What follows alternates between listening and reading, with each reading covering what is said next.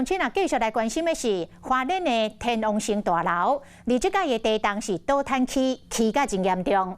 县政府建设处讲，规栋大楼已经起22度，嘛沙围沙6.5公分，甲隔壁的丽祥饭店，敢若差4米，那倒去就会讲上着地着，所以已经伫个早起开始拆大楼了。啊，因为这个拆除的工程相当的危险，住户袂当来挖进。也毋过有一个太太，真担心厝内底家伙会互当作粪扫来弹掉，是伫个大楼的外口安尼骂吼，靠讲要转去厝摕食饭钱。阮就是看安怎，阮去捡啦。我内底有钱啊，要食饭的啦。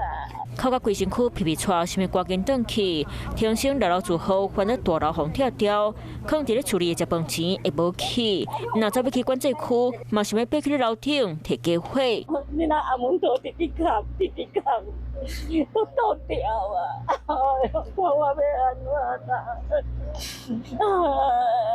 哎呦，阮逐工来啦，那是为着这啦。天星的大楼严重起气，所以强制管制人员出侵，而且买赶紧把厝拆掉。天王星大楼比起前2天的这个情况呢，确实我们在现场感受，觉得这个大楼有再更倾斜了一点。目前天王星大楼的位移是已经累积来到6.5公分。它的这个倾倒的趋势啊，看起来就是它会稍微比较偏向旁边的这个立祥饭店。那立祥饭店跟天王星大楼之间的这个花岗街的宽度其实也不宽哦，大概6到8公尺。徛伫咧前远的所在看，天王星规栋楼就强要喊到地上崩险。根据花莲建设署初步判断，今日透早天王星起起角度已经达到22度，要赶紧把厝拆掉。先扛2支 H 型杠梁把厝拖累，再个为厝尾顶水台所在一站开始拆。规定内底若是有物件落来，都要先暂停作业，先把住户的财产收起来，交予警察局和民众来清。